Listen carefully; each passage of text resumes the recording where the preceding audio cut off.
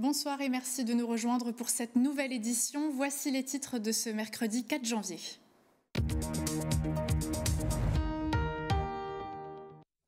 Passer son mois de janvier sans boire une goutte d'alcool, c'est le challenge que se lancent de plus en plus de Français. Nous verrons que les bénéfices pour la santé sont nombreux.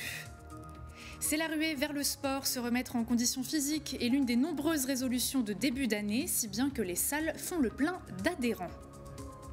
Et l'Université de la Sarre et les étudiants de l'INSPE de Sarreguemines travaillent ensemble à la création d'une mallette pédagogique, un projet à destination des enseignants. Côté météo, légère amélioration pour jeudi, le temps sera plus sec avec quelques éclaircies en matinée. Le thermomètre affichera 7 à 9 degrés au réveil, 11 à 13 degrés au plus haut. Reculer l'âge légal de la retraite, une idée qui fait grincer des dents. Mélanie Blandin, bonsoir. Bonsoir. Vous êtes responsable CFDT Moselle et avec vous on va évoquer cette réforme qui a été présentée par la Première ministre au syndicat ces 3 et 4 janvier. Mais d'abord, on développe les titres.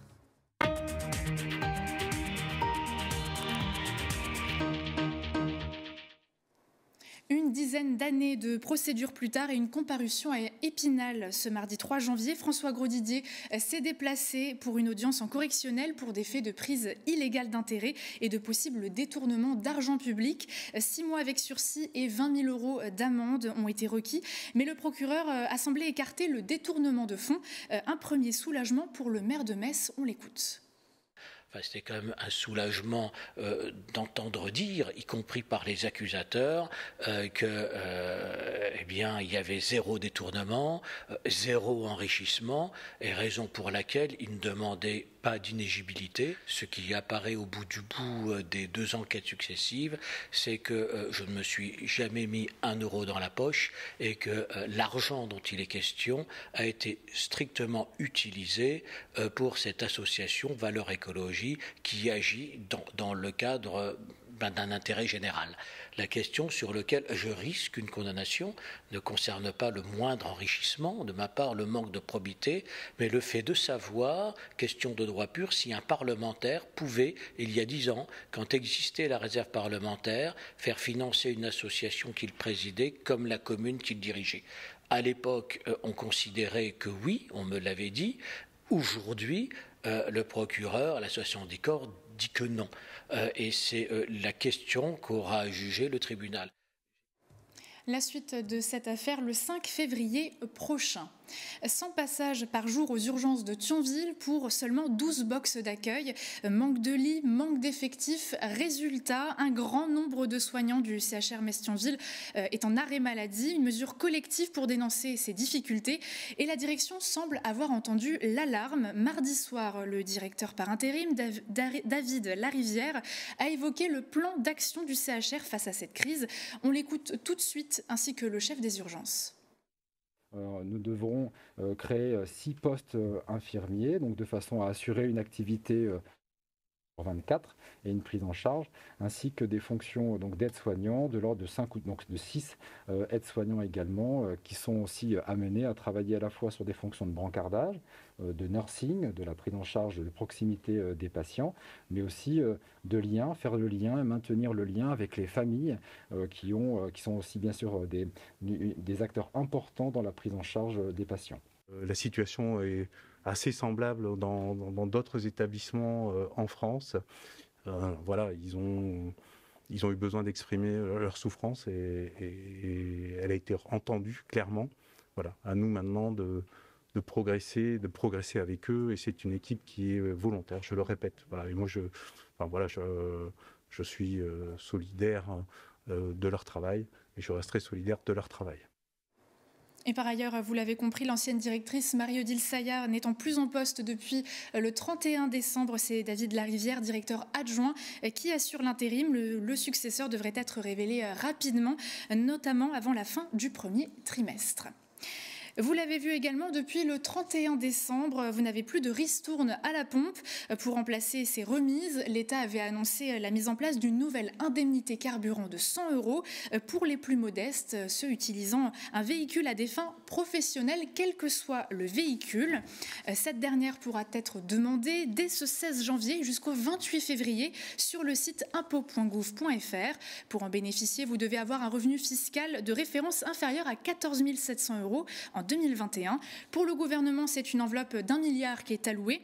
Les remises à la pompe de 30 centimes puis de 10 centimes auront quant à elles coûté près de 8 milliards, soit l'équivalent du budget du ministère de la Justice. Allez-vous tenter de ne plus boire une seule goutte d'alcool pour ce mois de janvier? C'est ce qu'on appelle le Dry January, janvier sec en français. Une idée qui semble naître en Finlande en 1942 contre l'ivresse des soldats pendant la guerre. C'est le gouvernement qui met ça en place. Mais plus récemment, ce défi apparaît chez nos voisins britanniques vers les années 2010 et qui prend ensuite de l'ampleur pour arriver chez nous en France. Un challenge devenu une campagne de santé publique et qui comporte son lot de bénéfices sur la santé. Le Dry January, vous en avez certainement déjà entendu parler. Ce défi, venu du Royaume-Uni, s'adresse à tout le monde et consiste à ne pas boire d'alcool durant tout le mois de janvier. Pourquoi pas? Après, je pense que les bonnes résolutions, c'est tous les jours qu'il faut les prendre, pas forcément après les fêtes, mais bon, pourquoi pas? Ça peut être une bonne idée, notamment en direction des vingtenaires ou des trentenaires qui peuvent avoir une exposition très forte à l'alcool. Ah oui, mon mari a essayé, mais ça sert à moi, mais après ça sert plus. Hein. Je pense que c'est une bonne chose, mais je pratique pas, je vous le dis tout de suite, j'arrive pas. Mais que les consommateurs occasionnels se rassurent, le Dry January, c'est surtout un moyen de faire un point sur sa consommation d'alcool. Si vous pouvez tenir les 31 jours sans consommer d'alcool, c'est très bien et on vous en félicite. Si maintenant il y a quelques fois où vous n'avez pas réussi, où vous n'avez pas eu le souhait de ne pas prendre d'alcool, c'est pas grave. L'objectif n'est pas l'abstinence du Dry January. C'est pas un objectif de ne plus consommer d'alcool. L'objectif, c'est simplement, à un moment donné, de pouvoir observer son comportement et son rapport à l'alcool. Et avec ce regard-là, eh bien, de reprendre un peu de recul et puis peut-être de reprendre le contrôle d'une consommation qui pourrait peut-être m'échapper. Chaque année, environ 10% de la population française décide de se lancer dans le Dry January. L'an dernier, les organisateurs de la campagne ont même relevé une hausse de 15% des téléchargements de l'application Try Dry, qui accompagne celles et ceux qui souhaitent réfléchir à leur consommation d'alcool. Et le sport aussi est l'un des meilleurs moyens pour rester en bonne santé. C'est un grand classique chaque début d'année. Nombreux sont ceux qui ont pour résolution de se remettre en forme. Une bonne nouvelle pour les salles qui font le plein d'adhérents. C'est un reportage de Jean Milon. C'est un rituel. Comme chaque mois de janvier, on enfile ses baskets, on attrape sa gourde et on se remet au sport. C'est une bonne façon d'appréhender la nouvelle année 2023. Faire un petit peu d'écrassage, comme on dit. Je suis venu m'inscrire dans cette salle parce que ça fait 4 mois que je suis en France et l'idée de la salle me tenait à cœur. Entre début d'année, au milieu d'année et fin d'année, c'est la même chose. C'est juste des dates. Je suis venue pour les résolutions 2023. Il faut garder un petit peu plus au niveau de la santé, la silhouette. Il faut prendre soin de nous. Tu lèves les jambes et droite, gauche. Tu contractes à fond les abdos, tu lâches pas. Selon un sondage CAPA, le sport compterait parmi les résolutions de 41% des Français pour 2023, contre 13% en 2019. Dans cette structure spécialisée dans l'électromusculation, forcément, on a le sourire. On note depuis on va dire fin décembre, entre Noël et jour de l'an, une augmentation des demandes de séances d'essai. Et donc à ce moment-là, on a les plannings qui sont beaucoup plus chargés qu'en fin d'année dernière. Si on compare de date à date, on peut dire qu'il y a une augmentation de 20% à peu près là, de demandes de séances d'essai. Dans cette autre salle familiale, même son de cloche. Ici, une vingtaine de nouveaux adhérents sont venus depuis les fêtes. Pourtant, en France, ce succès reste une exception. 2 personnes sur 3 arrêtent leur abonnement 6 mois seulement après leur inscription. Alors pour garder la motivation, il y a quelques règles à respecter. Pas vouloir des objectifs trop gros dès le départ. Pour une perte de poids, pas vouloir perdre 15 kilos en un mois par exemple. Et être très patient, régulier, bien manger, bien s'entraîner, bien dormir. Avoir un bon rythme de vie et pas chercher toujours à vouloir le trop d'un coup, sinon on va très vite rechuter derrière. Aujourd'hui, plus de 6 millions de personnes ont un abonnement dans une salle de sport, soit presque un Français sur 10. Et on continue en sport avec du volley maintenant. Vous l'avez peut-être suivi hier soir sur Moselle TV. C'était le choc de la 13e journée de championnat de la Ligue A féminine. Une rencontre entre le TFOC, 4e, et les Neptunes de Nantes, première au classement. Les Nantaises se dirigeaient vers la victoire avec 2-7-1. Et finalement, revirement de situation, ce sont les Tervillo-Florangeoises qui se sont imposées 3-7-2 après 2h20 de bras de fer. Et parmi les joueuses à retenir, l'américaine Taylor Fricano. L'entraîneur Romain Pitou était au micro d'Arnaud Demerlet, on l'écoute. Oui, on a une équipe qui a beaucoup de cœur, on se bat énormément. Après, tactiquement, il y a eu le changement de Mariam Sidibé et Alicia Ogoms qui ont changé de ligne. Et la passeuse aussi, Aloï, qui est MVP. La pression, elle coule sur elle. Des fois, c'est à se tirer les cheveux, mais c'est une super joueuse. C'est la force de cette équipe, c'est le caractère. C'est une équipe qui a pas d'énormes qualités techniques comme on a pu voir en face avec des super joueuses, genre la 14, Samadan. Mais c'est une équipe qui se bat énormément et c'est une équipe qui joue pour tout le monde. On n'a pas de star, c'est le collectif vraiment la star et c'est super. Un autre choc sportif de prévu cette fois-ci en handball féminin, c'est ce soir avec les Dragons, leaders du championnat, qui affronteront Paris 92, 3e au classement. C'est une rencontre à vivre en direct sur Moselle TV dès 19h55. On ne déroge pas à la règle. En 2023, comme chaque mercredi, Alicia Hublot vous invite à ouvrir la boîte à malice. Au programme aujourd'hui, une présentation de l'Arche à Villerue, un focus sur le nouveau film de Philippe Lioré, qui s'appelle 16 ans, mais également une rencontre avec le claviériste et compositeur Séraphin Palmieri, qui a utilisé pas moins de 20 claviers différents pour enregistrer son nouvel album In the Box, une passion dont il nous parle dans cet extrait. J'ai découvert des sonorités que je n'avais jamais entendues et je me suis dit, il va falloir que je reproduise ça. Donc c'était du vent, des sons qui reproduisaient toutes sortes d'oiseaux, des sons un peu bizarres. Donc je me suis dit, mais comment faire ça? Et donc c'est mon père en fait qui m'a acheté mon premier synthétiseur. Et donc je me suis amusé avec ça, mais j'ai passé des jours et des nuits à essayer de comprendre déjà son fonctionnement parce qu'il n'est pas évident à triturer. Ouais. Et donc voilà, donc je suis tombé amoureux de la bidouille en fait, d'essayer de trouver des formules qui permettent de sortir des sons jamais entendus.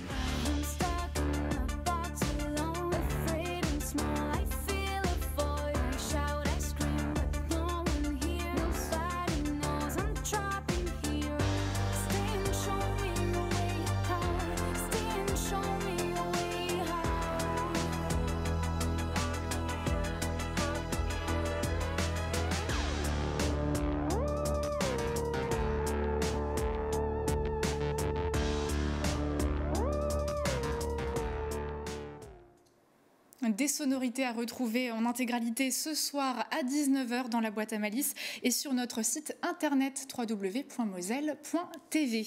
On en parlait dans les titres, l'Université de la Sarre et les étudiants de l'INSPE de Sarreguemines travaillent ensemble à la création d'une mallette pédagogique. C'est un projet à destination des enseignants. Regardez. Dans cette salle de cours, les langues de Molière et de Goethe s'entremêlent. Nous sommes à l'Université de la Sarre à Sarrebruck. Parmi les étudiants allemands, se sont glissés des étudiants venus de Sarreguemines, du site de l'INSPE de Lorraine. Ils se destinent à devenir professeurs des écoles. Des tandems sont formés entre eux pour qu'ils réalisent ensemble une mallette sur le thème de la ferme. Les étudiants français et allemands travaillent ensemble en choisissant des albums de jeunesse sur la même thématique bien entendu et vont concevoir des outils didactiques à destination des enseignants mais qu'ils pourront exploiter en classe avec leurs élèves aussi bien en France qu'en Allemagne. En dehors de cet atelier, les étudiants de l'INSPE apprennent les bases de l'allemand pendant leur cursus. Ce projet transfrontalier leur permet de se perfectionner dans la langue de leurs voisins. Et ça permet aussi de voir une autre culture en fait. Enfin, on a vraiment totalement une autre façon de faire et puis vraiment c'est l'échange qui prime, je pense, dans ce travail. À Sarreguemines ou à Sarrebruck, certains étudiants souhaitent exercer leur métier de professeur dans une école biculturelle par exemple, où la langue de leurs voisins leur sera très utile au quotidien. C'est le cas de Michaela, étudiante allemande. J'aimerais beaucoup travailler dans une école française. On habite vraiment juste à côté de la frontière et je trouve ça bien que je puisse encore améliorer mon français. Ce projet a aussi pour but de faire découvrir les différentes pédagogies de chacun. Découvrir les manières d'enseigner de chaque côté de la frontière, à quoi ça ressemble chez nos voisins. Ils peuvent échanger sur les points positifs et ce qui fonctionne moins bien. Les 17 étudiants français et 11 allemands travaillent ensemble durant une vingtaine d'heures au total. Leur mallette devrait être bouclée au printemps. Elle sera ensuite mise à disposition des enseignants, notamment à la bibliothèque du site de l'INSPE de Lorraine à Sarreguemines. C'est une réforme qui fait couler beaucoup d'encre, celle des retraites. Le passage à 64 ou 65 ans pour l'âge légal de départ à la retraite ne fait donc pas l'unanimité, notamment chez les syndicats. On en parle avec notre invité du jour.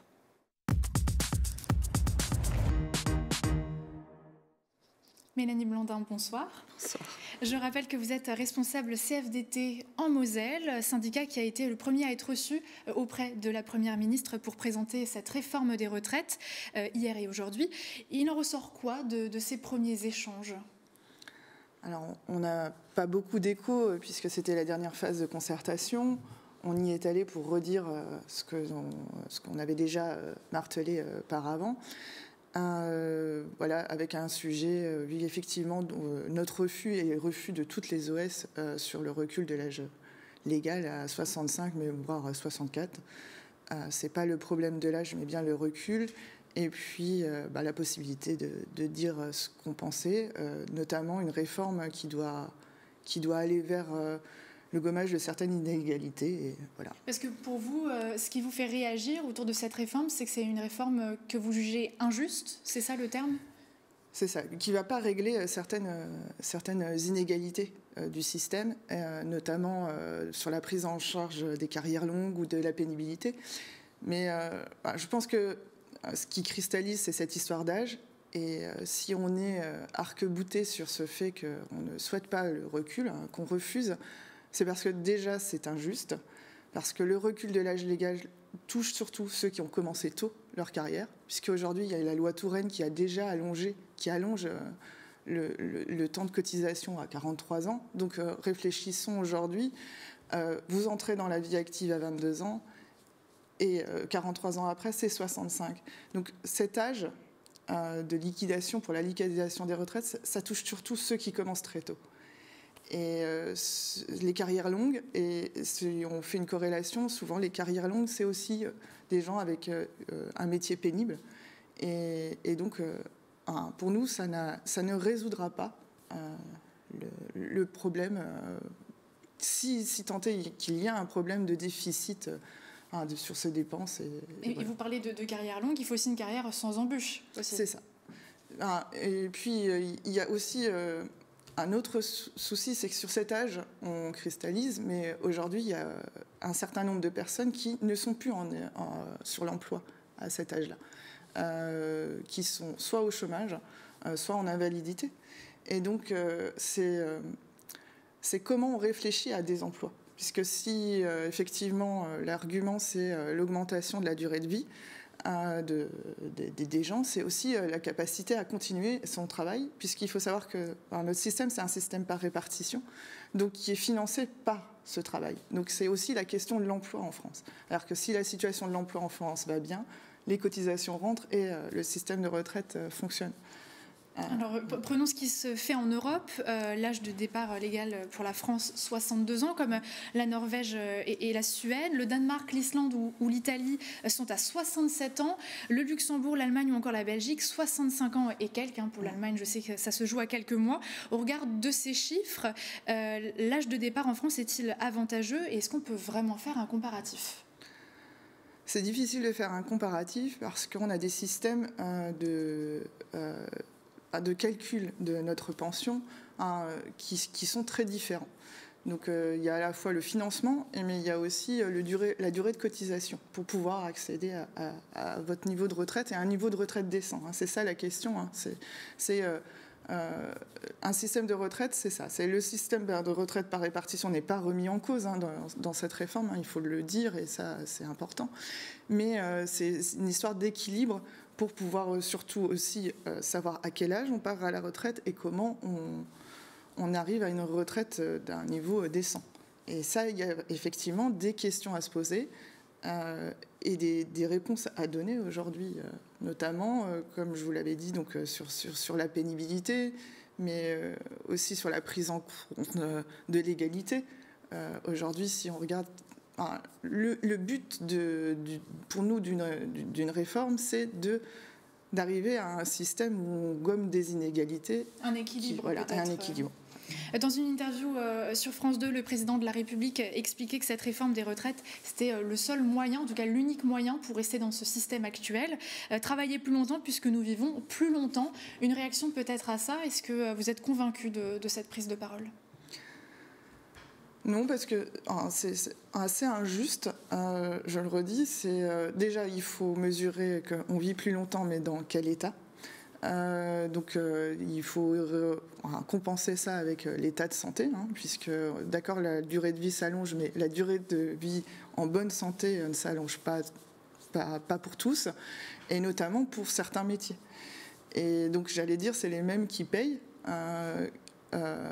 et qui n'ont pas de contrepartie. Et donc c'est ça qui est important de retrouver. Et notamment, il y a tout un sujet à avoir autour des carrières longues. C'est aussi un sujet dont on ne parle pas assez, mais pour nous dans cette réforme, mais il est hors de question que ces gens ne puissent pas partir après 43 ans. Et c'est important de le redire au-delà de cette cristallisation autour de l'âge. Alors est-ce que la CFDT aurait d'autres solutions, en tout cas des pistes de réflexion pour contrebalancer cette idée-là? Alors, ce n'est pas la première réforme. Aux autres réformes, on a accepté notamment cette durée d'allongement de la cotisation, qui va quand même aller progressivement et finalement jusqu'à 43 ans.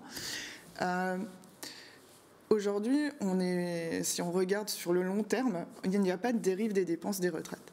Et il y a un temps un peu compliqué à gérer, mais c'est un système qui, par les réformes précédentes, est assez équilibré, mais qui génère aujourd'hui encore des inégalités et des niveaux de pension pour tout le monde. Donc effectivement, il y a peut-être des choses à rediscuter, mais pas d'urgence, comme le dit le gouvernement aujourd'hui. De son côté, Force ouvrière promet une mobilisation importante face à cette réforme si elle passe telle qu'elle, on entend bien. De votre côté, ça sera la même chose? Vous allez continuer de vous mobiliser? Ça va être quoi? Des grèves, des manifestations? Oui, le temps de la concertation est terminé. C'est la dernière fois. On va encore attendre le 10 janvier. Il va y avoir la phase parlementaire où on peut travailler sur du lobbying. Mais derrière, en vérité, il faut toujours rappeler que les syndicats sont des représentants des salariés et que nos revendications ne viennent pas de nulle part. Et donc on sait que derrière, les équipes ne la souhaitent pas. Et donc forcément, ils iront dans la rue rappeler les choses pour rappeler que c'est important. Et puis alors moi, je le redis, je suis quand même pas persuadée qu'aujourd'hui c'est le bon moment. Cette réforme très rapide, il n'y a pas d'urgence en réalité sur cette réforme. Et les Français et les salariés en France ont d'autres préoccupations en ce début d'année. J'allais dire, ça rajoute au mécontentement et derrière, au fait que les gens vont aller dans la rue, oui, ça c'est sûr. Merci beaucoup d'avoir répondu à nos questions. La réforme donc doit être présentée en détail le 10 janvier prochain. Le vote définitif après débat parlementaire est attendu à la fin donc du premier trimestre. Merci à vous et à bientôt. Merci. C'était l'ancien musée de la guerre et de l'annexion à Gravelotte. Le bâtiment va désormais accueillir une micro-crèche de 11 places, une transformation à hauteur de 850 000 € sur 300 mètres carrés pour proposer des services de proximité à la population. Mais le nouveau bâtiment est également doté de 2 espaces pour accueillir des professionnels de santé. Une orthophoniste doit s'y installer en mai prochain. Le second cabinet est toujours disponible pour idéalement un médecin généraliste, même si le maire de la commune n'exclut aucune profession. Merci beaucoup de nous avoir suivis. C'est la fin de cette édition. On se retrouve même heure demain pour une nouvelle édition. Retrouvez à 18h30 un face-à-face avec notre spécialiste de l'histoire, Tim Girard. Ensuite, la boîte à malice, suivi du match, comme je vous l'avais dit, des Dragons en direct à 19h55. C'est un très beau programme qui vous attend. Passez une très belle soirée sur Moselle TV et à demain.